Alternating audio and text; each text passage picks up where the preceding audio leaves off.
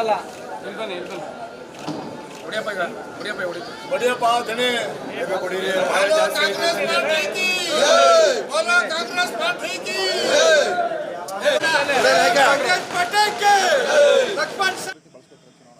ಹೌದು, ಇವತ್ತು ನನ್ನ ಜೊತೆಗೆ ಈ ಒಂದು ಸಂಘಟನೆಗೆ ಚೇತನ್ ರಾಜ್ ಅವರು ಭಾಳ ಪ್ರಮುಖವಾಗಿ ಸಹಕಾರ ನೀಡಿದ್ದಾರೆ. ಇವ್ರ ಜೊತೆ ಕೈ ಜೋಡಿಸೋಂಥವರು ಮಾದೇವು, ಜಯರಾಮ್ ಚಕ್ಕಡಿಯವರು ಮತ್ತು ನಮ್ಮ ಗೋಕುಲಂನ ಮಂಜುನಾಥ್ರವರು ಮತ್ತು ಪ್ರಚಾರ ಸಮಿತಿಯ ಅಧ್ಯಕ್ಷರಾದಂಥ ರಘುರಾಜ ಅರಸರವರು, ಇನ್ನು ಅನೇಕ ಜನರು ಕೂಡ ಲಕ್ಷ್ಮಣವರ ಗೆಲುವಿಗೆ ಭಾಳ ಪ್ರಮುಖವಾಗಿ ನಮ್ಮ ಚೇತನ್ ರಾಜ್ ಅವರು ನನ್ನ ಜೊತೆ ಕೈ ಜೋಡಿಸಿದ್ದಾರೆ. ಅವರ ಗೆಲುವನ್ನ ನಾವು ನಿಶ್ಚಿತ ಮಾಡಬೇಕು.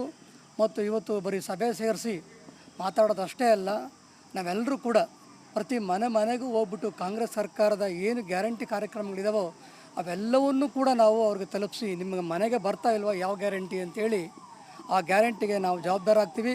ಖಂಡಿತ ನಿಮಗೆ ಸೌಲಭ್ಯಗಳನ್ನ, ಸರ್ಕಾರ ಸೌಲಭ್ಯಗಳನ್ನ ಒದಗಿಸ್ಕೊಡ್ತೀವಿ ಅನ್ನೋ ಹಿನ್ನೆಲೆಯಲ್ಲಿ ಇವತ್ತು ಸಕ್ರಿಯವಾಗಿ ಚೇತನ್ ರಾಜ್ ಅವ್ರ ಜೊತೆಗೆ ಈ ಮಿಕ್ಕೆಲ್ಲ ನನ್ನ ಸ್ನೇಹಿತರು, ವಿಶೇಷವಾಗಿ ಕೃಷ್ಣರಾಜ ವಿಧಾನಸಭಾ ಕ್ಷೇತ್ರ ಮತ್ತು ಚಾಮರಾಜ ವಿಧಾನಸಭಾ ಕ್ಷೇತ್ರ ಮತ್ತು ನರಸಿಂಹರಾಜ ವಿಧಾನಸಭಾ ಕ್ಷೇತ್ರದಲ್ಲಿ ಎಲ್ಲರೂ ಕೂಡ ಸಕ್ರಿಯವಾಗಿ ಪಾಲ್ಗೊಂಡು ಕಾಂಗ್ರೆಸ್ ಪಕ್ಷದ ಸಾಧನೆ ಮತ್ತು ಗ್ಯಾರಂಟಿಗಳನ್ನು ಮನೆಗೂ ಹಂಚೋದ್ರ ಮುಖಾಂತರ ಅಲ್ಲಿರ್ತಕ್ಕಂಥ ಎಲ್ಲ ಮತದಾರರಿಗೂ ಕೂಡ ಒಳಿತಾಗಬೇಕು ಅನ್ನೋ ಹಿನ್ನೆಲೆಯಲ್ಲಿ ಸಕ್ರಿಯವಾಗಿ ಕೆಲಸ ಮಾಡ್ತಾಯಿದ್ದಾರೆ.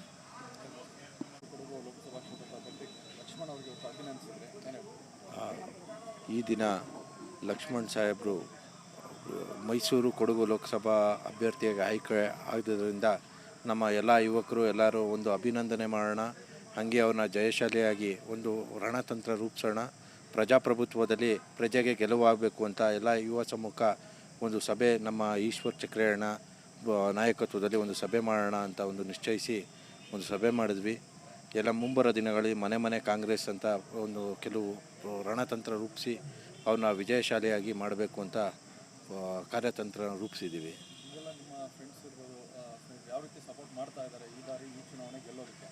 ಸರ್, ಇಲ್ಲ, ಈ ಸಲ ಸತತ 10 ವರ್ಷದಿಂದ ನಮ್ಮ ಮೈಸೂರು ಕೊಡಗು ಕಾಂಗ್ರೆಸ್ ಅಭ್ಯರ್ಥಿ ಸೋಲಾಗಿದೆ 2 ಸಲಿನೂ.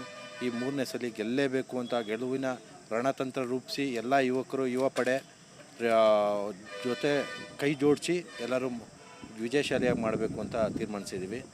ಮಾಡ್ತೀವಿ. ನೆಕ್ಸ್ಟು ಕನಿಷ್ಠ ಅಂದರೂ 1 ಲಕ್ಷ ಅಂತರದಲ್ಲಿ ನಮ್ಮ ಲಕ್ಷ್ಮಣ್ ಸಾಹೇಬ್ರನ್ನ ವಿಜಯಶಾಲಿಯಾಗಿ ಮಾಡ್ತೀವಿ ಅಂತ ಎಲ್ಲ ಪಣ ತೊಟ್ಟಿದ್ದೀವಿ. ಎಲ್ಲ ಕಾಂಗ್ರೆಸ್ ಕಾರ್ಯಕರ್ತರು ಮಾಡ್ತೀವಿ, ಗೆದ್ದೇ ಗೆಲ್ಲಿಸ್ತೀವಿ ಅವ್ರನ್ನ, ಲಕ್ಷ್ಮಣ್ ಅವ್ರನ್ನ.